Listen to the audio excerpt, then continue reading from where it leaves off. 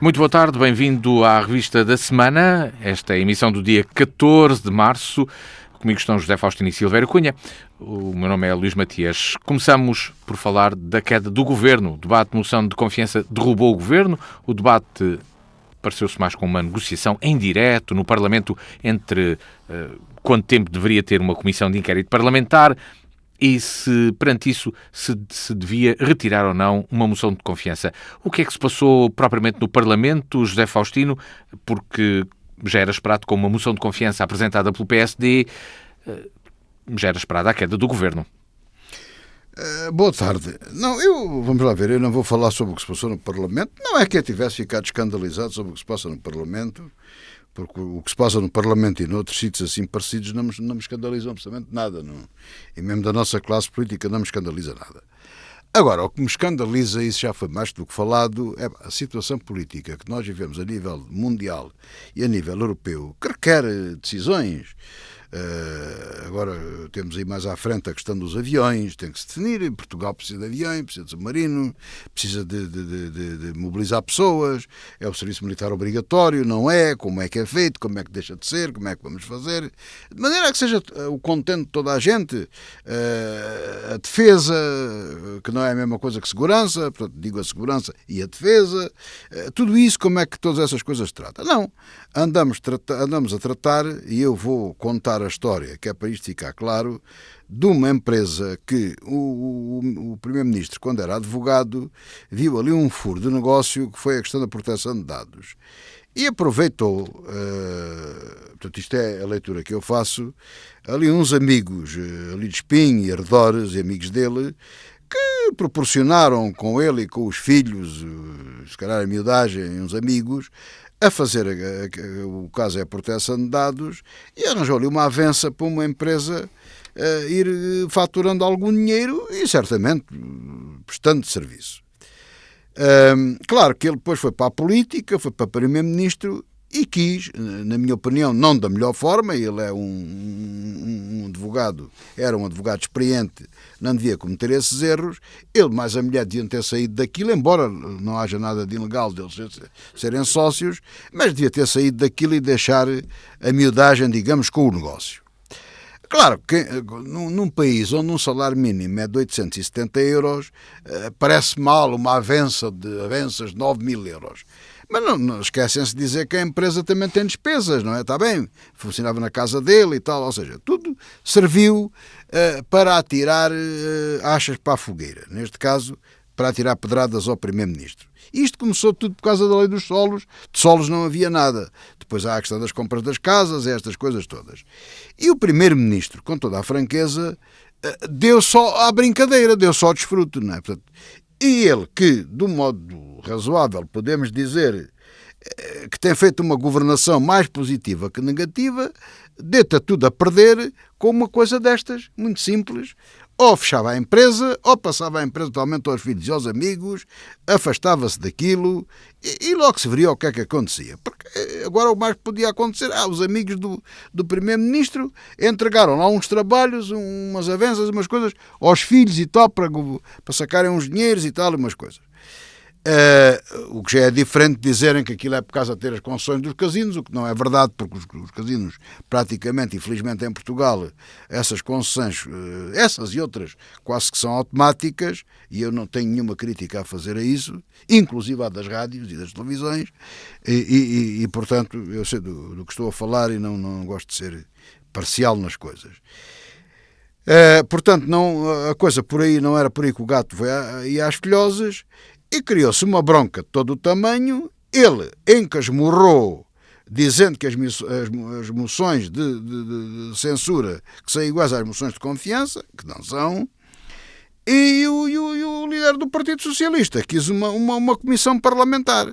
Ainda houve alguém de bom senso, que é o Ministro da Coordenação, que propôs, e eu, aliás, penso que falámos aqui nisso no último programa, um retirava a comissão de confiança, o outro retirava a comissão de inquérito e seguia a tropa, digamos assim. Ora, agora, nada disso aconteceu. O que é que aconteceu? A moção de confiança foi para a frente. É verdade que o Partido Socialista disse que iria votar contra, o que tem lógica, concordo com isso, e votou contra. Pronto, e o governo caiu. E agora, a moção, o inquérito parlamentar, ou lá a comissão parlamentar, não atira, ele não desiste disso. E o ónus de uma irregularidade cometido pelo Primeiro-Ministro continua. Ele como candidato ou ele como putativo Primeiro-Ministro. Portanto, temos aqui um sarilho daqueles muito grandes quando era necessário tratar de outras coisas que se podia ter resolvido de uma forma muito simples. O governo continuava a governar e mais tarde, logo se resolveria este problema, tínhamos eleições autárquicas no final deste ano, tínhamos eleições presidenciais no princípio do ano que vem e depois logo se via. Não, Silvério Cunha, estamos confrontados com esta atrapalhada toda. E com esta atrapalhada, como diz o José Faustino... Fica tudo, pode ficar tudo na mesma. Ou pior. Agarrando nestas palavras, vamos ter eleições a 18 de maio, Silvério Cunha, depois desta... Pois, eu diria assim, agora, enfim, toda a gente sabe também que, entretanto, o Ministério Público meteu-se no assunto, tem saber para quê, isto é, porque no fundo diz também que trata-se de uma averiguação preventiva, não intrusiva, que é uma figura muito curiosa, porque no fundo é uma averiguação quase administrativa, se assim se pode dizer, e acontece que eu acho que, no fundo, aconteceu tudo mal, digamos, tudo ao contrário, porque até é um bocado irónico. Afinal, ninguém queria ir para eleições. E todos a puxar para um lado e para o outro, acabou tudo por ir para eleições, que é uma coisa um bocado irracional, se assim se pode dizer. Bom, mas de qualquer maneira, eu diria assim. Em primeiro lugar, acho que ninguém parte em vantagem concreta, clara, mas há uma coisa que se pode dizer. De facto, o Primeiro-Ministro cometeu várias imprudências, admitindo, inclusivamente, ele, num dado momento, eu julgo que eu não sei se enervou pessoalmente, se não, mas houve alguma compostura psicológica que ele perdeu em certos momentos. Por exemplo, ele foi dizer uma coisa que tinha mais que fazer do que estar a prestar esclarecimentos, que ele num debate parlamentar, que até foi anterior, penso eu, ele, de facto, a meu ver, num dado momento, fez fincapé numa posição de não divulgar isto, não divulgar aquilo, no fundo dizer o que lhe... Enfim, ele no fundo transmitiu aquela imagem. Eu digo o que me apetece e ponto final. Ora, isso hoje, nesta massa das redes sociais, da informação, etc., e da desinformação também, não cai bem, seja como for, não cai bem. As pessoas querem esclarecimentos, querem perceber porquê, os jornais levantam depois dúvidas e levantam manchetes também que são, evidentemente, muitas vezes um direito tendenciosas, mas são incompletas, dão a entender certas coisas e não outras, portanto, é coisa um bocado complicada e o que sucede é que o Governo o Primeiro-Ministro, perdão, acabou por ficar numa posição que, pessoalmente, a meu ver, era insustentável e uma de duas. Ou ele dizia, e disse-o aqui, e por isso é que eu disse que me enganei, porque quando ele fez aquela comunicação ao país, fugindo para a frente, a meu ver, eu pensava que ele ia optar por uma outra solução, que era ou pedir a admissão, é uma questão pessoal, puramente pessoal, ou então, e nessa altura solicitava ao Sr. Presidente da República que nomeasse um outro Primeiro-Ministro, que o PSD apresentasse um outro homem, outro político ou política para o lugar, ou então ele, digamos, era uma coisa desse tipo, ou então ele dá as explicações todas e dizia, eu dou as explicações todas, que aliás, ele no debate da moção de confiança acabou por dizer isso a Pedro Nuno Santos, estou aqui disponível para o Sr. Deputado Pedro Nuno Santos agora me perguntar o que entender. Só que era tarde demais, não era ali em direto para o país que se iam formar as perguntas, até porque as perguntas teriam que ter algum substrato e lá está, não era ali num dado momento, Luís Montenegro como que admitiu, não direi uma comissão parlamentar de inquérito, mas uma espécie de micro-inquérito momentâneo em que podiam fazer as perguntas que afinal quando iriam fazer na comissão de inquérito, que é uma coisa um bocado absurda e isto é claro não tem sentido. Portanto ele escolheu, a meu ver, de forma um tanto a quanto, a meu ver, imprudente, uma saída que arrastou consigo o Governo e arrastou consigo o partido. Quando a questão é uma questão que a ser resolvida era uma questão pessoal. Montenegro, se desse as explicações todas, provavelmente podia esclarecê-las, penso eu, em princípio. Se não desse explicações todas, pedindo admissão, saía, digamos assim, sem um drama maior e o partido não era tocado. E o Governo também não. Assim, o partido foi tocado e o Governo também, de uma forma tanto quanto insólita, porque ao mesmo tempo há um silêncio incómodo no partido. Há um outro PSD. Aliás, Ângelo Correia tirou-se ele grande, deve dizer-se, por exemplo.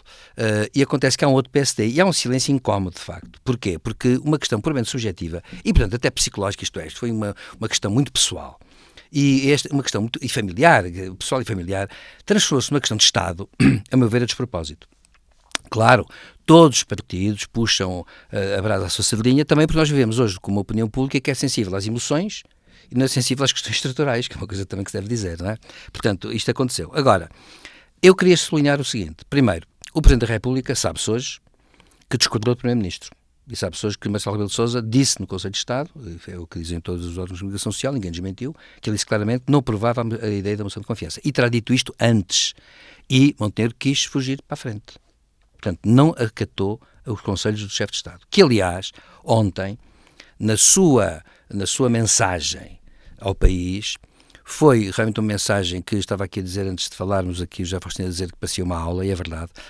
O nosso Presidente da República, muitas vezes, quando faz aquelas coisas, exposições grandes, aquilo na verdade são aulas, digamos assim, e são exposições aula, e acontece que o Presidente mostrou claramente uma coisa, esteve, no fundo, a despir a situação e a dizer que, no fundo, era uma coisinha de nada. Isto é, a questão que é familiar, individual, e, no fundo, psicológica, em certo sentido, embora material, no fundo, gerou uma espécie de problemas entre os políticos todos, entre os principais partidos, inclusive todos aqueles que votaram contra a moção de confiança e aqueles que aprovaram, porque, no fundo, tomou-se partido em torno de uma questão que não deveria ter sido, que adquiriu um caráter, digamos, político, no sentido muito estrito a nível de Estado, quando era uma questão política que respeitava à personalidade e à função do Primeiro-Ministro. E, portanto, ontem, a meu ver, o Presidente Marcelo Rebelo de Sousa atacou, a meu ver, implicitamente o Primeiro-Ministro. E sabe pessoas que ele discordou. E o Primeiro-Ministro não quis saber.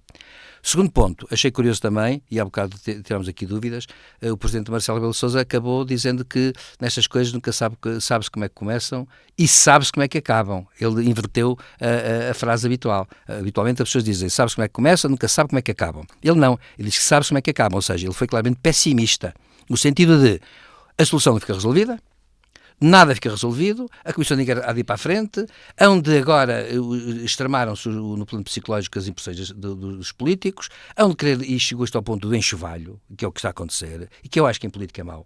Para qualquer pessoa, qualquer político, tem que ter a noção de Estado, e a noção de Estado é outra coisa, a noção de política de Estado é outra coisa. Portanto, tem que se despir isso, e tem que se dessubjetivar estas coisas. Há um subjetivismo aqui que é excessivo. E, portanto, em suma, aliás, ontem acabou com uma coisa, eu quero dizer uma coisa que eu vi hoje nas redes sociais, devo dizer, e fartei-me de rir. E devo dizer que fartei-me de rir, não pela pessoa que o disse, porque, enfim, houve uma deputada do PSD que até acabou a recitar um poema. Isto não me quero lembrar ninguém. E devo dizer, não tenho nada contra, obviamente, é uma colega minha que eu até respeito pessoalmente e tudo isso, mas acontece que isto mostra como as pessoas ficaram temperamentalmente. Mostra que as pessoas começaram a ficar até emotivas, excessivamente emotivas. A política das emoções nunca leva a lado nenhum. Deve dizer-se, nunca leva a lado nenhum. Deve-se ponderar as emoções. O lado emocional não pode ser esquecido. Mas não no sentido negativo, não de abusar das emoções. Elas devem apenas adoçar a racionalização. Em suma, acho que o Presidente deu ontem uma lição, deu uma tacada, avisou o eleitorado e quis dizer aos portugueses que, na verdade, estas coisas não são para repetir e que foi uma má escolha em que todos se portaram mal à sua maneira. Embora eu deva dizer uma coisa, e não é por nada. Eu penso que no dia anterior e no dia a seguir, como sabem, os partidos foram todos entrevistados. E Luís Montenegro foi entrevistado e Pedro Nuno Santos também. A uma vez, Pedro Nuno Santos saiu-se bem. Na forma que o discurso político dele foi consistente. Por uma razão, porque estava numa posição fácil. Ele avisou, ele deixou passar o orçamento, chumbou as moções de censura, avisou que iria votar contra a moção de confiança. Portanto, o Primeiro-Ministro fez uma escolha que sabia que já estava traçada o resultado, a não ser que o Chega o apoiasse. Ora, acontece que o Chega também disse que não ia apoiar.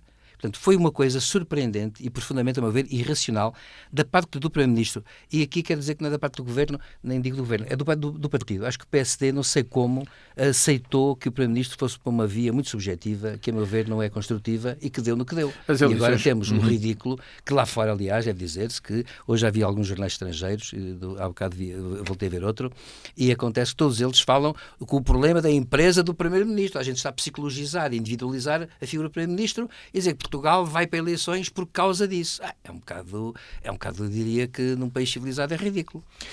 As eleições estão marcadas para 18 de maio.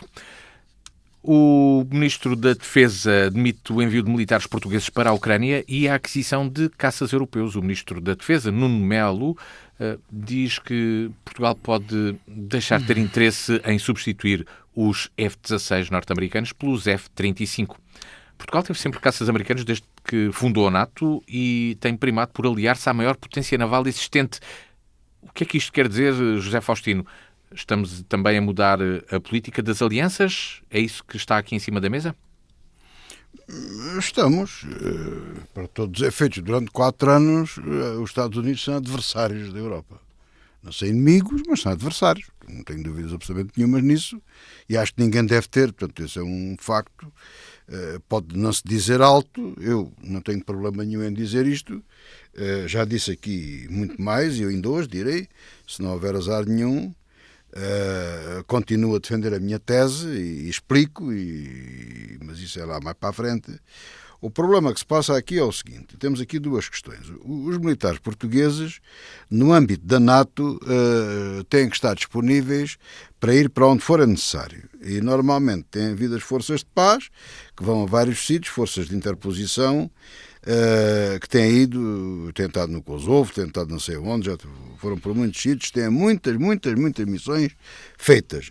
Felizmente, infelizmente por um lado, mas felizmente temos dois mortos, o que podia ser pior, mas podia ser melhor, podíamos não ter nenhum. Seja como for, correm-se sempre esses riscos. Naturalmente que sim, que o Ministro da Defesa fez muito bem dizer que Portugal está disponível para enviar militares para as forças que forem necessárias.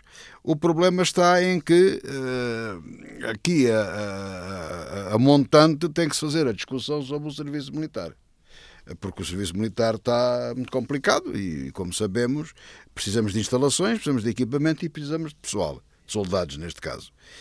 E a coisa pode-se complicar e pode não ser só forças de paz. E isso há que ser discutido e ser falado. Claro que andamos nestes jogos florais que ocupámos, portanto, eu até quando mudámos de assunto, passámos a entrar na política a sério. O resto é o pim-pam-pum, é os jogos florais, é as brincadeiras.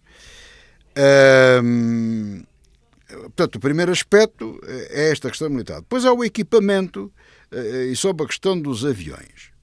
Ora, o problema é que eu não estou bem documentado sobre a matéria, mas o que constou foi que alguém chamou a atenção para que a tecnologia dos F-35, que são muito mais evoluídos que os F-16, fabricados pela Lockheed americana, que praticamente era como se tivesse um botão que, quando a Lockheed quiser lá nos Estados Unidos, carrega no botão e o avião deixa de trabalhar. Não será bem assim, mas é quase. Ou seja, está muito dependente de questões eletrónicas da fábrica, não é? Portanto, da mãe, de quem fabricou o avião.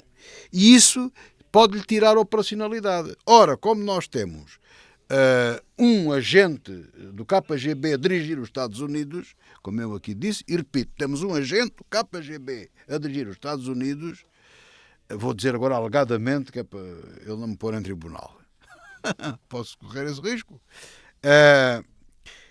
É muito possível, portanto, ele cortou, cegou, já iremos falar sobre isso, cegou as forças da Ucrânia, criou um problema muito sério, que lá está montado, e portanto, nada nos diz que ele ou aquele doido do Musk, ou outro nazi alucinado que para lá ande, corte qualquer coisa, de facto é prudente pôr um travão às 4 rodas, como eu costumo dizer.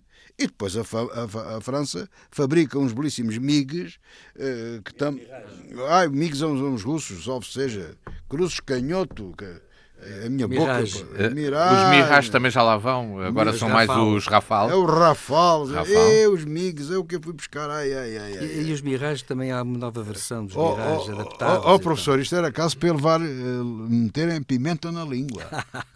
Os MiGs são do inimigo, do Satã. São do Adolf Hitler, do Sr. Putin. Mas existem 2 projetos europeus. Não, existem os projetos. 3 projetos europeus de aviões de quarta geração e meia, e agora há 2 de 6ª geração. Sim, como eu aqui disse já há uns tempos, a democracia americana está sob observação.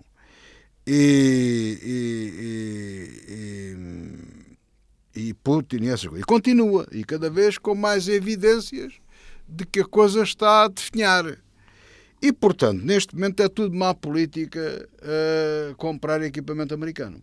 Portanto, nós temos que fazer o próprio equipamento. Portanto, Portugal a remodelar e necessita de aviões e essas coisas todas, preferencialmente terá que comprar material europeu, eu gostaria muito que algum desse equipamento fosse incorporado em Portugal. Se Portugal tivesse uma fábrica, que temos capacidade para ter, temos uma parte em Évora, temos as oficinas da Zogma em Alverca, numa parceria eventualmente com a Embraer, não sei, a Embraer ter para ser comprada para Boeing, também pode ser comprada para Airbus. Porque é que não se fazem caças em Évora? Eu gostava.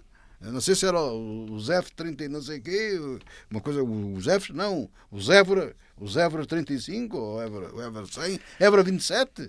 Évora 27 era a cultura levada ao Sr. Putin com bombas daquelas que ele gosta, que é o que ele percebe. Portanto, sim, para mim era uma coisa muito boa e, de facto, Portugal faz muito bem em travar, Portugal e os outros países todos, em travar tudo isto e por último, o rearmamento europeu não pode ser pensado, mas não pode mesmo ser pensado no âmbito da NATO.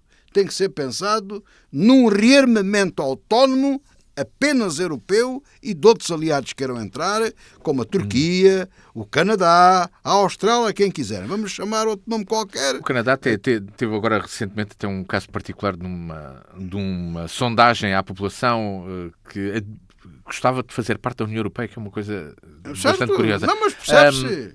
Não, mas não há Silvério Cunha. Só os BRICS, porque é que não há de haver a União Europeia? Os eurics. Os eurics, outra coisa qualquer, não interessa para o caso. Silvério Cunha. Até pode começar por C, que é o Canadá, sei lá. Será que Portugal vai mesmo mudar a sua política de compra de equipamento militar, que também Portugal aproveitou sempre também alguns saldos, portanto não podemos dizer que Portugal tenha feito maus negócios porque tem aproveitado para comprar equipamento muito avançado. Os F-16 foram dados pelos Estados Unidos a Portugal, lá por causa da base das lajes, vamos lá falar também, portanto, claro. Ainda vendemos alguns à Roménia. Portugal tem feito bons negócios na compra de material, deste material. Pois, mas a questão que se põe é esse esta. tempo já acabou. A partir do momento em que há um programa de industrialização da União Europeia e, claro, de rearmamento, é evidente que a questão que se coloca claro, não tem sentido dizer-se, eu posso dizer assim, sou contra o rearmamento, sou pacifista absoluto, ou sou a favor de uma paz que tem que ter termos, e os termos para que haja paz têm que ser termos que, infelizmente, a paz é uma coisa muito interessante porque implica sempre reconhecimento do outro lado. Ora, se o outro lado não reconhecer a paz... Paz, uma boa paz é o indivíduo comer um geladinho sentado no Mirage. No Mirage, sim. Exatamente. No Mirage é interessante. Agora a questão que se põe é assim. Ou sentado numa bomba nuclear. Uma paz a sério implica sempre duas haver. Partes. E duas partes têm que estar de acordo. Neste caso nós sabemos que uma das partes, que é o caso da Rússia, infringiu a lei internacional e, portanto, obriga naturalmente a que haja uma clara posição europeia. Agora, a questão, por causa até dos Estados Unidos neste momento. Agora a questão que se põe é assim. Bom, evidentemente que não pode, se a Europa se quer rearmar e quer um programa desse tipo, como agora foi noticiado hoje, a Alemanha vai fazer um investimento monumental nesses domínios. Acontece que, naturalmente, que Portugal, quando a comprar os Estados Unidos, seria trair um bocado a política determinada pelo Conselho Europeu. Portanto, há um problema aqui que se põe, que é um problema sério, a esse nível, claro. Evidentemente que Portugal vai ter que teria que comprar material europeu, que tem, obviamente, desde o Reino Unido, que não é da União Europeia, mas é europeu, até os franceses, alemães, até os suecos têm grandes armas hoje em dia, e, portanto, todos eles têm, obviamente, digamos assim, aquilo que eu vou chamar armamento tão bom e tão complexo como o armamento americano, o russo ou chinês. Agora, a questão que se coloca é esta, é que, naturalmente, que uma de duas, o que é preocupante é que se tenha chegado a um ponto em que, digamos assim, tínhamos que dizer que dos Estados Unidos nem bom vento nem bom casamento, porque no fundo é um bocado isto, ou seja, o que está a acontecer é tudo completamente absurdo, e porque na verdade houve uma espécie de súbito girar, digamos assim, da mesa a um nível quase de 180 graus, quase 180 graus, 160 graus, portanto, é quase 180 graus, e portanto é claro que a situação torna-se suspeita, e como disse o José Faustino, é verdade, hoje muito armamento eletrónico é um armamento que não funciona se não for, porque da origem pode ser desligado. Aliás, não é só isso, até os satélites. podem desligar. E acontece até mais, até os satélites podem, ao mesmo tempo que dão informações, podem localizar quem dá informações. Houve acusações da parte da Ucrânia de que alguns Starlink passaram a localizar as forças ucranianas, dando informação às russas, coisa que, diga-se de passagem, Elon Musk já desmentiu. Ele disse que não é nada disso, não estão a fazer nada disso. Mas, seja como for, isto mostra que chegamos a um ponto em que está tudo invertido. Trump diz que sai da ONU, que sai da NATO, quer que precisa acabar com isto tudo. Elon Musk também diz, temos que acabar com isto tudo. Nós somos um momento em que parece que há uma onda, uma tsunami de destruição de tudo, e claro que não se pode comprar armamento porque ficaríamos dependentes do Estado que o fornece, uma ou duas. E então, nessa altura, sim, tem sentido que na Europa, havendo um programa de rearmamento, ele faça parte do programa também económico de reindustrialização, que tem que não esquecer os lados sociais da questão, deve dizer-se, e acontece que isso implicará naturalmente que também seja distribuído pelos países europeus. Portanto, Portugal tem direito participando, tem direito também a investimentos que vão no sentido de lhe proporcionar, digamos, uma parte desse sacrifício que é, afinal de contas, poder-se ter que se entrar em conflito. Naturalmente espero que não, e espero que a dissuasão por isso funcione. É para isso que serve a dissuasão. Agora, comprar aviões com consórcios europeus é possível por uma razão, porque de facto é verdade. A França, a Grã-Bretanha, o Reino Unido, a Alemanha, a Suécia, até a Holanda tem hoje em dia muito grande e sofisticado armamento, portanto não é por aí, a questão não se põe assim. Entretanto, aqui a Espanha já anunciou, o governo espanhol já anunciou que vai investir mais 6 mil milhões de euros em estruturas também de armamento, que aliás, portanto, já foi anunciado isso, porque estamos infelizmente numa fase de, digamos assim... A Espanha, assim, curiosamente, que é provavelmente o segundo país com o investimento mais baixo na NATO, no rácio per capita. Pois, mas agora vão fazer um grande investimento. Agora, seja como for, também entrou mais tarde, não é? Agora, seja como for, essa questão vai-se levantar, e até a Turquia tem armamento, tem que produzir armamento também. E, portanto, acontece que isto agora vai se recentrar forçosamente na Europa, não há outra alternativa, porque realmente a administração Trump tornou-se intervencionista na economia, intervencionista fortemente na economia, portanto é ao contrário que se julga, no intervencionismo total. Tornou-se adversário? E tornou-se, precisamente, e voltou completamente virou tudo ao contrário, virou o tabuleiro, tirou o tabuleiro ao ar, e portanto é claro que nestas correlações de forças que existem, que são muito realistas, a meu ver, e portanto eu devo dizer que à partida sou contra o realismo, mas a verdade é que a situação, o contexto é realista e, portanto, o que acontece? Forçosamente tem que se jogar esse jogo. Porquê? Porque senão seremos atropelados, por simplesmente atropelados, e não há nada a fazer. E essa situação, como falaremos aqui mais adiante, é uma situação que é insustentável. O nosso país também não pode dizer que fica à parte. Note-se, não quer dizer que Portugal, atenção, para terminar só, depois eu achei tudo... Temos de ir falar precisamente do plano de paz da Ucrânia. Mas só dizer isto, Portugal não quer dizer que tenha que ter um exército enorme, mas tem que ter pelo menos um contributo que seja significativamente bem consolidado, nada mais, não tem que entrar em... Já quase a fazer uma semana, a Ucrânia chegou a acordo com os Estados Unidos numa reunião na Arábia Saudita para um plano de paz. O plano de paz apresentado pelos Estados Unidos, com algumas linhas vermelhas traçadas pela própria Ucrânia. Mas Putin já disse que não aceita. José Faustino, então o plano de paz americano não vai para a frente? Bom, este plano de paz tem de se lhe diga. Porque até eu próprio dei por mim a pensar, digo assim, há de ser lindo. Agora, aqueles que me estão a ouvir, se ouviram o programa um bocadinho mais tarde, podem ouvir em podcast, dizem assim, olha, aquele está maluco, afinal, está a ver, aqui está, não sei o quê. Não estou.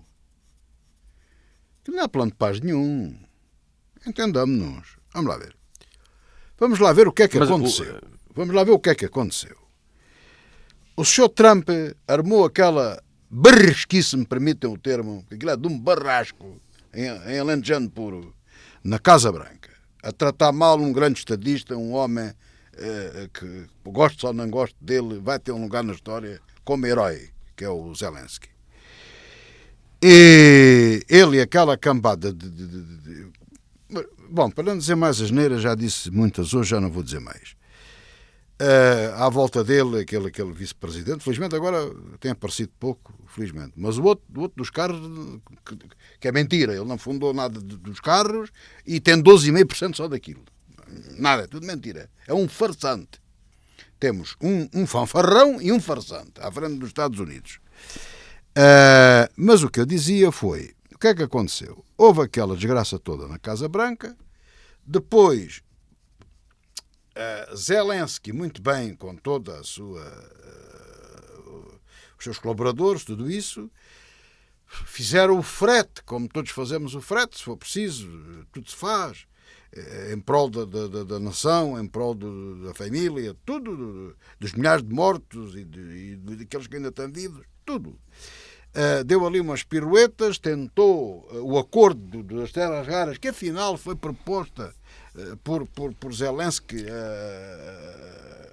ao Fanfarrão, não foi nada de ideias do Fanfarrão, foi Zelensky que lhe propôs, mas a gente pode pagar com terras raras, foi o que lhe propôs, ele agarrou logo a ideia como sendo dele, não foi dele, foi de Zelensky. E Zelensky, as barreiras vermelhas que propôs foi muito simples, foi pelo menos, entre outras, mas principalmente que não há interferência no Estado interno da Ucrânia, portanto ninguém vai dizer se vai haver eleições, não vai haver eleições, etc, etc.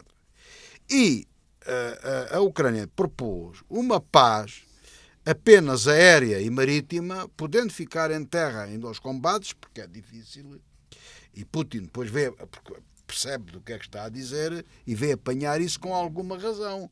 Não é fácil. Ele falou em 2.000 quilómetros, mas em 1.000 e tal quilómetros de frente, forças ali de interposição, perceberam quem é que viola, quem é que não viola ou se há fogo, etc, etc.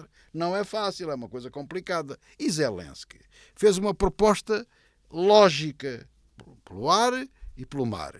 Mas foi-se mais à frente porque aceitou-se o acordo das terras, aceitou-se algumas linhas de facto que a Ucrânia tinha colocado e a Ucrânia aceitou a paz.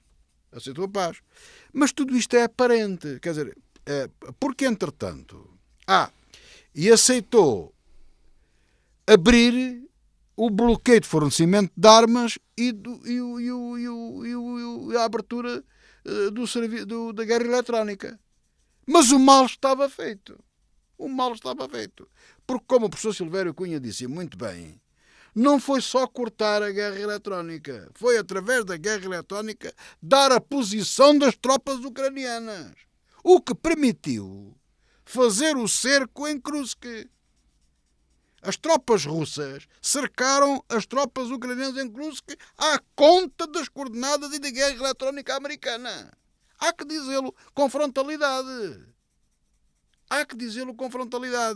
E um dos grandes trunfos que Zelensky tinha na mão para jogar, ele inverteu-se. Porque há tropas ucranianas cercadas em Kursk. Com a ajuda dos americanos. E claro que Putin não vai, com algumas razões pertinentes do ponto de vista técnico, não vai aceitar este plano de paz. Ele não disse que não. Ele disse que aceitava, mas há que negociar. Portanto, tudo isto está viciado do princípio até ao fim. Para mim, por uma razão muito simples. É que Putin, sem disparar uma bala, conseguiu conquistar um país muito maior que a Ucrânia, que é os Estados Unidos, que não conseguiu ainda conquistar, nem vai conseguir. É uma coisa terrível. E todo o mundo diz que a Ucrânia perdeu a guerra. Bom, se perdeu a guerra, é possível, está bem, perdeu uma parte do território, tem perdido muito, tem perdido milhares de cidadãos, mas há uma coisa que não perdeu, foi a honra e a dignidade de uma nação e de um país. E lá estão a lutar, e continuarão a lutar. Quem perdeu a dignidade e a honra foram os Estados Unidos, através daquele incompetente que é lá presidente. Mas votaram nele. Por enquanto ainda são democratas. E, portanto, quem manda em tudo isto é Putin. De facto, é um tipo inteligente. Aliás, a postura de Putin não tem nada a ver com aquilo que nós vemos do outro lado. E voltando atrás, perante esta situação toda, nós só por uma grande... Eu não sei, lembrando-nos do que se passou anteriormente, daquilo que era até ao dia 12 de fevereiro, ainda dizemos, eu digo adversários, não digo inimigos, porque de facto os Estados Unidos hoje estão unidos com a Rússia manda nos Estados Unidos. Há que dizer isto com frontalidade, e quem não perceber isto, quem não tiver ousadia para dizer isto, não percebe nada do que está a passar. Agora, vamos lá ver. Admitindo, há aqui duas hipóteses. Eu estou maluco ou não estou. Se eu estiver maluco, vou para o manicômio. Duas hipóteses muito extremas, não é? Pronto, mas estou maluco, ou vou para o manicômio, ou pede-se a um psiquiatra que trate de mim, alguém que se ofereça. Se não estou maluco, vamos lá e eu peço que todos colaborem um pouco na minha maluquice, mas a sério, que reflitam na minha análise. Vamos lá ver. Se é verdade que Putin controla, e controla não é o negócio das marionetes, que controla Trump, não vai, com certeza, como homem inteligente que é, porque isso, menosprezar o inimigo é o pior que pode haver, como homem inteligente que é, não vai subjugar, não vai fazer ao Trump aquilo que o Trump fez ao Zelensky. Aquilo faz-se a um inimigo, a um adversário, não se faz a um amigo. Ele nunca vai fazer isso a Trump. Agora, ele vai, portanto, agora também, ou seja, ele vai não criar, também não vai criar um confronto direto com Trump. Até pode simulá-lo, mas há sempre ali um jogo, costuma dizer um jogo de cintura, não é? De equilíbrio, um jogo diplomático, porque não se pode agora, imaginemos que Portugal, um exemplo académico, Portugal tem na mão o primeiro-ministro espanhol, não é? Não vai agora dizer ao Sánchez, amanhã vais a Madrid fazer um pinote. Não é, aquilo não é o número do macaco amestrado. Portanto, vai-lhe dando instruções e vai-lhe dando indicações, e também dizer, vai para aqui, vai para ali, não é assim. Vai-lhe dando indicações para as coisas correrem num certo sentido. É o que acontece. Portanto, este é o exercício que eu reflito e convido os ouvintes a refletir. Posso estar errado, admito que sim. Eu até posso estar maluco. Nessa altura, depois que me internem... Veremos o que faremos ao programa se assim se confirmar. Silvério Cunha... Silvério Cunha fica sozinho, olha. Silvério Cunha, mas vamos lá, a Ucrânia acordou com este plano de paz, que o José Faustino considera que não era propriamente um plano de paz, era algo fantasioso. Putin disse que não. Espero que não. Não. A questão não. Ou tem alguma razão? O que é que não, o que eu acho é o seguinte, desculpa lá, Matia, agora eu acho que aqui, como diz outro, uma rasteira. Sim, mas eu vou responder. Mas ele não cai. Não cai. Mas eu vou responder em termos gerais, que é este. Não, a questão que se põe é assim, infelizmente, é bom lembrar uma coisa que as pessoas hoje já não se lembram, a não ser que andem a estudar a história das relações internacionais. Infelizmente, nós chegamos mesmo ao século XIX. Uma política internacional do século XIX. Mas é que chegámos mesmo. Chegámos mesmo, em que, de facto, as potências de primeira classe, neste caso Estados Unidos, China, Rússia, eventualmente... E os influenciáveis. Acabam por repartir as coisas, por interpostas, ou resolver as questões de interesses por correlações de forças sob a ameaça de conflito, como aliás está a acontecer. E o que é que sucede? É que quando isso acontece, naturalmente que quem paga são os povos interpostos, que pagam isso através de uma espécie de imposto de guerra, que é cedências de território, indenizações, coisas assim do género, e acontece que, na verdade, os Estados Unidos, isto chama-se a tal perspectiva realista das relações internacionais, muito do século XIX, que entretanto ela foi mudando com o tempo, passou a haver tratados multilaterais, equilíbrios de força, etc. E, portanto, pensava-se que havia uma certa normatividade que deixou de existir porque Putin quebrou essa normatividade, embora, naturalmente, deva-se dizer uma coisa. Claro que nos conflitos longos há sempre uma baixa da normatividade. Porquê? Porque há sempre a oportunidade, os jogos de oportunidade. E é evidente que aqui, nestes conflitos longos, que o caso da Europa Central é um caso incrível, não é? Há muitos documentários históricos que mostram isso. Lá já tudo aconteceu, países que desapareceram, países que reapareceram, a Ucrânia, a Polónia, países enormes que desapareceram do mapa, que voltaram a aparecer noutros sítios, com deslocações de centenas de quilómetros, 600 quilómetros de fronteira, isto é, para leste ou para oeste. Portanto, já aconteceu tudo naquela parte do mundo. Nós, portugueses, é que estamos habituados a ter aqui este retângulo já há quase, digamos, já há 800 anos, em números redondos. E como estamos habituados a isso, não pensamos na alteração. Tirando a Olivença. Não, e tirando também uma coisa, o Dom Afonso Henriques, deve dizer, cedeu ao rei de Leão a Estorga, que é na Galiza. Que era um território dele, de Afonso Henriques. Portanto, vejam bem que isso aconteceu lá por 1100 e qualquer coisa. Bom, isto para dizer o quê? Chegou-se a este ponto de negociações em que há sempre um perdedor. E é isto que Putin quer. Putin, no fundo, obteve o lugar que queria. Isto é, está no lugar que quer. Andou a escaquear a Ucrânia repetidamente. Sofreu reveses, é verdade, mas ao mesmo tempo está naquela posição em que não se importa fazer uma guerra de desgaste prolongado. E na guerra de desgaste prolongado ele vai encontrar um aliado súbito porque vamos admitir uma hipótese benigna. Trump não é nada controlado por Putin. E Trump é apenas uma pessoa que... Lá estou eu no manicômio. Não é no manicômio, mas é assim, vamos admitir esta hipótese. Trump não por uma razão, porque no fundo a questão que se põe é, o problema seria sempre outro, mas seria um problema de irracionalidade à mesma, que é, suponhamos que Trump quer a paz a todo custo porque é um pacifista. Nós sabemos que ele não é, mas suponhamos que ele é. E queria arranjar a paz na Ucrânia a todo o custo, de para onde der, não foi 24 horas, como ele dizia, diga-se passagem. Não é controlado por Putin, nessa base, que não era. O que é que ele está a fazer, no entanto, objetivamente? Para acabar com a guerra na Ucrânia, dado os seus ideais pacifistas, está a obrigar a legitimar a invasão da Ucrânia por Putin. Está a obrigar a Ucrânia a ceder território, que é 20%, enfim, mais ou menos. A ceder tudo? A ceder em tudo. E depois ainda quer ficar com as terras raras. E depois ainda não há garantias de segurança formais. E depois... Realmente Putin pode ser perguntas técnicas muito objetivas. Os tais 2.000 km de fronteira. Ele agora me disse uma coisa ontem que eu achei incrível. Ele cercou as tropas em Kursk, ucranianas em Kursk, e disse já ontem, numa comunicação que fez na Rússia, disse, duas uma, ou se rendem ou serão todos mortos. Como terroristas. Exato, como terroristas, nem prisioneiros de guerra. O que é uma outra infração ao direito internacional. Mas cercou-os com a cumplicidade dos Estados Unidos. Sim, mas agora a questão que eu coloco é... Mas a questão que eu coloco é, suponhamos que Trump não era nada amigo de Putin e queria a paz na Ucrânia, desce para onde desce, há século XIX. Objetivamente, no entanto, a verdade é esta. Ele pôs-se do lado da Rússia. Pronto. Quer dizer, mesmo que ele não queira, mesmo que ele fosse independente, na verdade não está a sê-lo, objetivamente falando. Portanto, mas professor, o que é que nos leva, em termos racionais, claro. E mesmo dentro dos estudos das relações internacionais, sim, claro. Se ele não controla, e isso é um assunto que dá para muita conversa, a gente simplifica.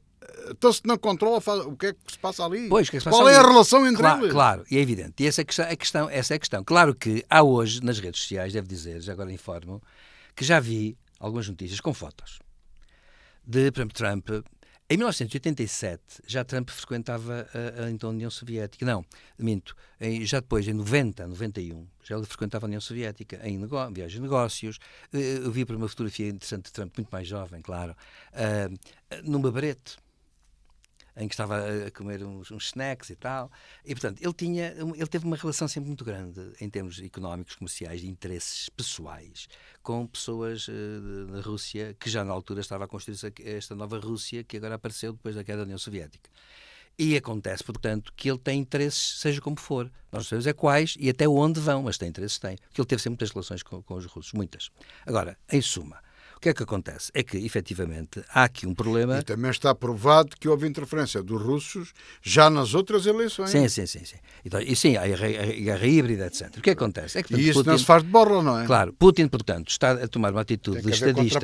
Está a tomar uma atitude estadista do século XIX, com, no entanto, instrumentos do século XXI. E o que é que sucede? É que, objetivamente, portanto, está a acontecer uma coisa que o resultado vai ser no século XIX, isto é, a Ucrânia está a ceder pressionadíssima, e resta saber até que pressões é que os Estados Unidos fizeram sobre Zelensky, porque uma coisa que se disse foi que a Ucrânia foi muito pressionada, ou seja, como e em que, não sei, e acontece que foi pressionadíssimo pelos Estados Unidos para fazer uma paz, seja como for. E, portanto, vai alienar o quê? Vai alienar nem sequer aquilo que a Rússia queria no princípio, que é o Donetsk e Lugansk.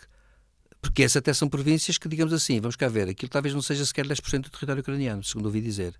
Estes 20% ultrapassam muito aquilo que a Rússia inicialmente pedia. Agora, há gente que diz assim, pois, bem, Kissinger já disse isso, em 22, com 99 anos, disse assim, não, a Ucrânia já devia ter negociado antes. Vamos entender-nos, claro. Podem dizer-me assim, um estadista pode sempre dizer, vamos a bem, vamos a mal, vocês querem isto, também lá da cá, pode negociar. Mas a verdade é esta, é que houve uma coisa que de facto foi muito clara e que nos povos da Europa Central é um sino a tocar, que é a invasão da Ucrânia, a que Putin chamou Operação Militar Especial, já teve atrás de si, porque o Estado é o mesmo, a invasão da Checoslováquia em 68, a invasão da Hungria em 56. E quando foi em 68, Brezhnev, líder soviético, veio dizer uma coisa muito interessante. E atenção, eu não falo dos regimes, aqui importam menos. O que importa é o Estado, a evolução do Estado. O Estado russo foi sempre o mesmo.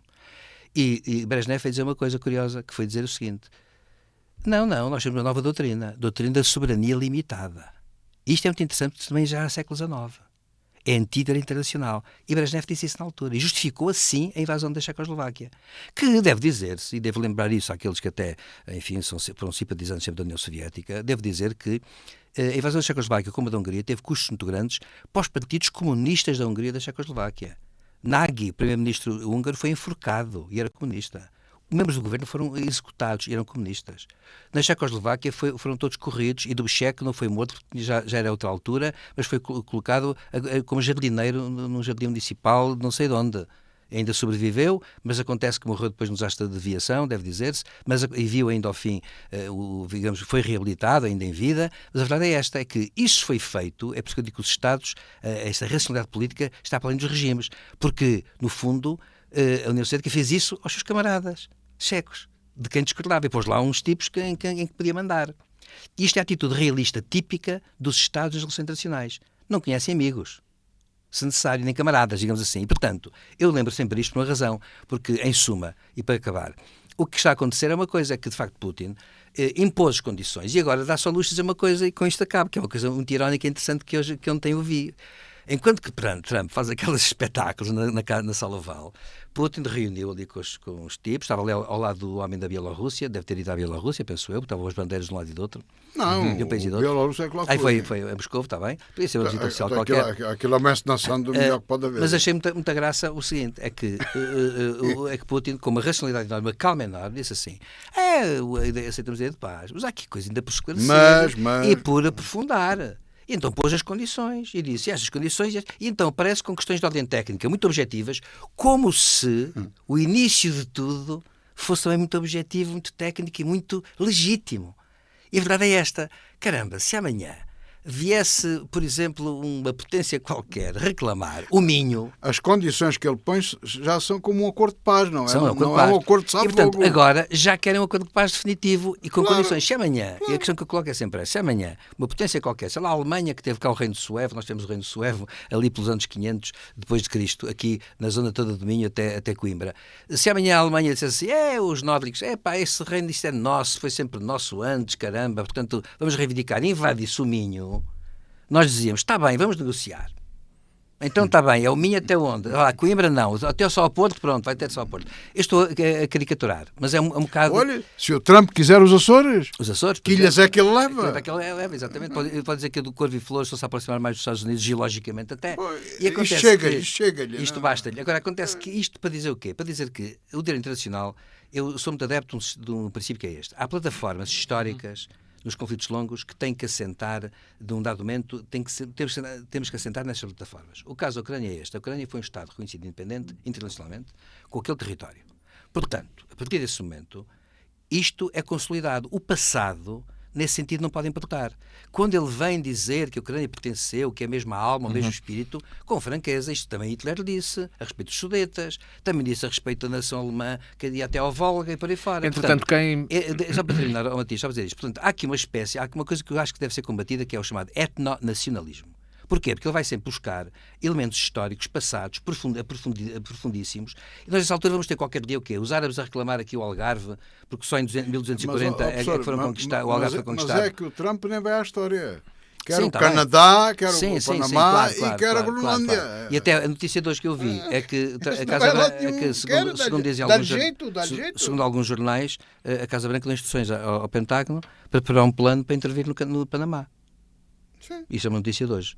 E eu pergunto, então onde é que está a normatividade? Como é que pode haver paz, estabilidade, se na verdade estamos perante a força do mais forte, porque sim, ou invocando coisas passadas que entretanto já sofreram modificações juridicamente ratificadas por consenso de todos?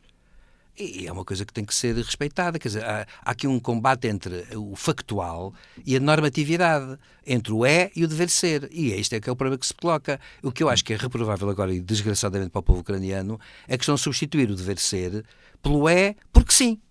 A razão é esta, porque sim. Muito rapidamente, apenas este encontro entre a China, Irão e Rússia é algo que levará a alguma coisa ou não, Zé Faustino? Isto, muito brevemente, não só sei. Numa ponte com o tema que estávamos aqui a trazer também. Não sei, quer dizer, vamos lá ver. O Irão quer se afirmar como potência regional e ter feito os possíveis, mas as coisas não têm corrido bem, não é? Portanto, com a guerra no Médio Oriente, agora já nem falamos sobre a guerra do Médio Oriente, mas tudo bem.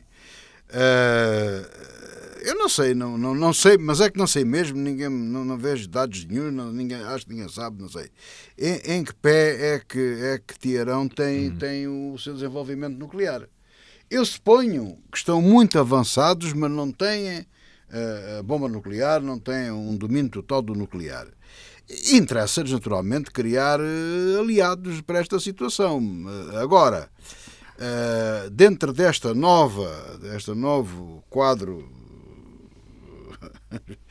geopolítico, não é? Já não sabemos o que interessa a quem, não é? Temos aqui a Rússia, o Irão e a China. Bom, mas até onde é que estão os americanos? Porque o Irão disse que não queria negócios com os mas americanos. É que Trump já disse que estava, paradoxalmente, está aberto a falar com o Irão agora. Certo, mas o Irão não quer. Mas o Irão não quer. Aliás, deixe-me dizer uma coisa, José Faustino, uma coisa que falou agora em Israel, e o Matias vai-me permitir dizer isto. Há uma coisa que é espantosa.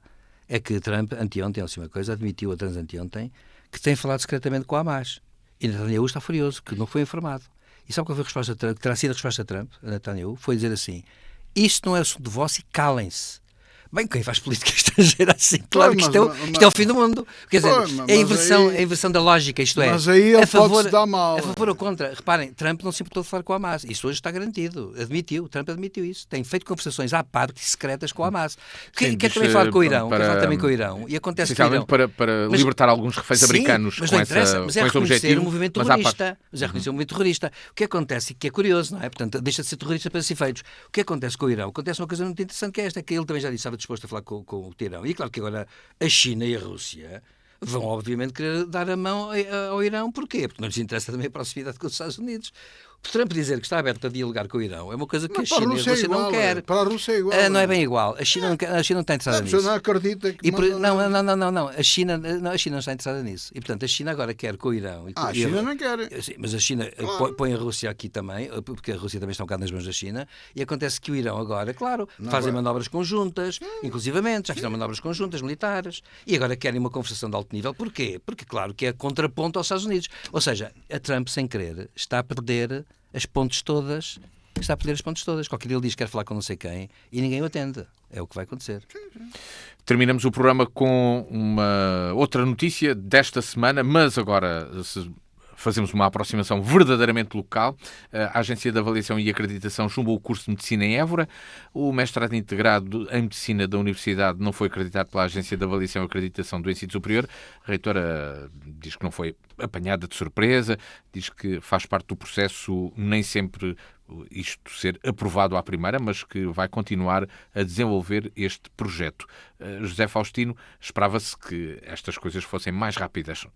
Não, eu quero dizer, eu estou longe disso, não é? Portanto, aquilo que sei, olha, aquilo que falo com o professor Silvério Cunha e com outros colegas dele e alguns amigos que têm na universidade. Agora, como eburense, fico muito triste que isto tivesse acontecido. Até porque, por aquilo que sei, penso que se poderia ter evitado. Porque dá uma imagem. Olha os alentejanos, aqueles burros que estão habituados a criar porcos e chaparros, agora querem um curso de medicina, não é? E aquilo foi chumbado, claro, até agora o que é que eles querem? Eles não sabem coisa nenhuma.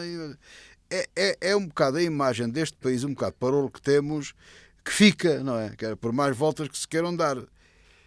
Claro que quem sabe destas matérias sabe que é complicado aprovar o curso, há questões técnicas que parecem de menos importância que depois têm muita importância, há coisas perfeitamente que se podem corrigir, isto pode-se apresentar uma nova candidatura e eu estou convencido que ainda vou ver, na minha vida, ainda vou ver o curso de medicina a funcionar em Évora. Portanto, é uma das coisas que eu aposto muito, é no hospital, o Hospital Central em Évora, com a valência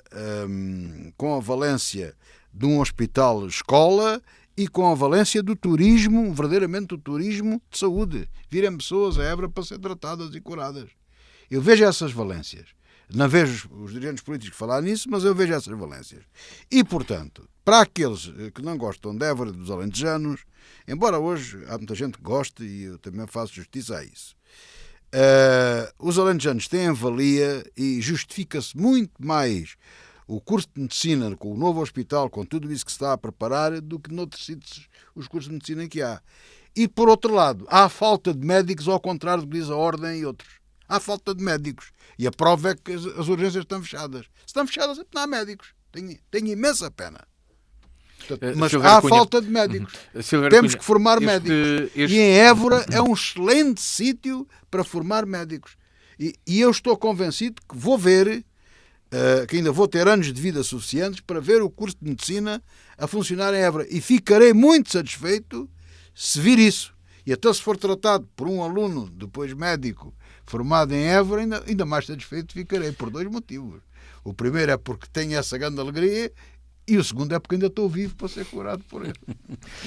Bom, eu queria só dizer brevemente isto. Eu não conheço o caso do processo concreto aqui em causa, mas, enfim, passa-se da minha universidade, mas eu não tenho que conhecer. Mas já agora, só um cumprimento de solidariedade com a senhora reitora, pronto, e que as coisas corrijam rapidamente, não é? Pronto, eu queria informar talvez o público é um bocado assim.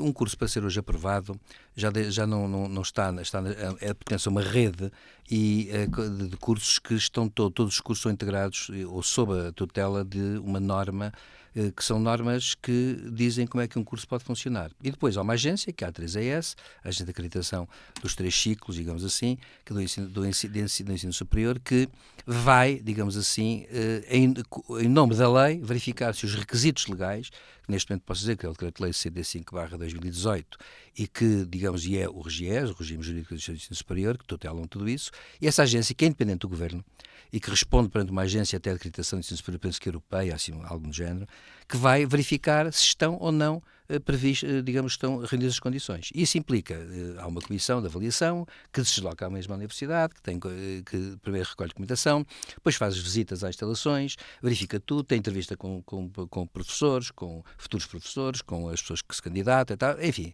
é tudo visto a rigor. Isso acontece com todos os cursos, seja um curso de letras, seja um curso de ciências, de engenharia ou, neste caso, de medicina. Portanto, acontece que a lei geral impõe requisitos cumulativos. Ou seja, é preciso que, para um curso funcionar, é preciso que, conforme o ciclo, licenciatura, mestrado ou doutoramento, preencha certos requisitos. Os requisitos são cumulativos, ou seja, exigem 6 requisitos, têm que ser os 6 requisitos preenchidos. Se forem 5, não funciona. Portanto, é assim. São requisitos cumulativos e absolutos. E muitos deles são, digamos, estão com rácios declarados. Por exemplo, o corpo docente tem que ser, no mínimo, constituído por 75% de docentes doutorados na área fundamental, que, por sua vez, está baseada em critérios que a 3S definiu como sua doutrina, que é o CNAEF, que é a Classificação Nacional de Áreas de Educação e Formação, que é um diploma de 2005. Portanto, a 3S faz isso tudo e depois vê, e a comissão que vem cá faz um parecer. Esse parecer, aliás, não é, faz até 2 pareceres em rigor, mas acontece que esse parecer depois é comunicado à instância universitária e depois ao Conselho de Administração da 3S. Ou, digamos, sanciona esse parecer, ou pede esclarecimentos, ou não sanciona, até pode não sancionar o Conselho de Administração. E nessa altura a Universidade pode até pronunciar-se, tem um prazo, para reclamar, digamos assim, e pode pronunciar sobre o assunto e o Conselho de Administração reúne outra vez e dá uma resposta. Também quero dizer outra coisa, é que nada disto os jornais muitas vezes apresentam isto como reprovações, chumbos. Não é assim. As comissões são colegas nossos, de outras universidades, alguns estrangeiros mesmo. E, alguns não, há sempre estrangeiros. E vêm cá, e as conversas, eu assistia muitas, estive em muitas comissões, chama-se isso a CAI, Comissão de Acompanhamento. Acontece que eu estive em comissões dessas, com comissões dessas, por todos os cursos, incluindo a minha área, e nós que conversamos como iguais, portanto estamos a trocar impressões, são sempre cordiais, em regra são cordiais as reuniões. E a atitude da agência é sempre construtiva. O que a agência disse foi: o curso, neste momento, alguns requisitos não são preenchidos, mas é uma questão a ver para o futuro. Portanto, vão pensando, vão amadurecendo, vão criando, e claro, também há uma visão. Hoje exige uma visão de curso. Ou seja, porquê em Évora? Porquê no Alentejo, por exemplo? Porquê um curso é feito em convênio com outra universidade? Tem que haver explicações para isso. E muitas vezes a agência até louva, até chega a avançar e diz: isso é muito interessante, por exemplo. Ou às vezes diz: isso é normal. Portanto, é uma conversa construtiva. O que a agência disse foi, neste momento, o curso, digamos, os dados apresentados não preenchem de todas as condições, mas aconselhou a que se faça uma revisão e uma reconstrução do processo. E claro que isso vai acontecer. E o que vai acontecer, sou convencido, é que a Universidade não desistiu, isso já foi dito, a Universidade não desistiu e vai continuar com o processo em frente e, evidentemente, o processo, portanto, será apresentado à 3S, que é independente. Devo dizer que isto é importante, porque é que eu quero dizer, e com isto acabo, porque é que eu quero dizer que a 3S é independente do Governo, por uma razão. Muita gente pode julgar que aquela afirmação do Primeiro-Ministro, Luís Montenegro, que disse que era importante haver aqui o hospital e o curso de medicina, que teria sido um gás político que tinha dado à Universidade e que a Universidade agora criava o curso de medicina assim. Não. É que a agência... Já vem atrás. Sim, já vem atrás, mas a questão é essa. Mas a questão não é essa, é que a agência é independente e, portanto, a agência não vai atrás do que diz o Primeiro-Ministro ou o Ministro do Ensino Superior, da Educação, o que for. Não, a agência tem critérios técnicos e científicos que averigua e há uma lei que é clara, e a lei de facto é muito clara sob esse ponto de vista. Nos rácios, tudo, explica tudo, está tudo explicadinho. É, como digo, o Decreto-Lei 65/2018, que aliás é a reprodução, a republicação de um Decreto-Lei 74/2006, que começou no início a fazer as exigências e que tem vindo a subir as exigências, deve dizer-se. Portanto, em suma, isto quer dizer que não é uma questão que vá, digamos assim, que não acaba aqui. Vai ter desenvolvimentos. E eu estou convencido que acabará por atingir, digamos, o seu termo em boas condições e em sentido positivo. Nós chegamos assim ao final desta revista da semana, com José Faustino e Silvério Cunha, a realização de Luís Matias. A revista da semana está no ar também ao sábado às 14. Sempre que quiser ver e ouvir no site de dnfm.com e no canal de YouTube da DNFM, onde pode fazer subscrição e receber uma notificação sempre que existir um novo programa. Tenha a continuação de uma boa tarde e bom fim de semana.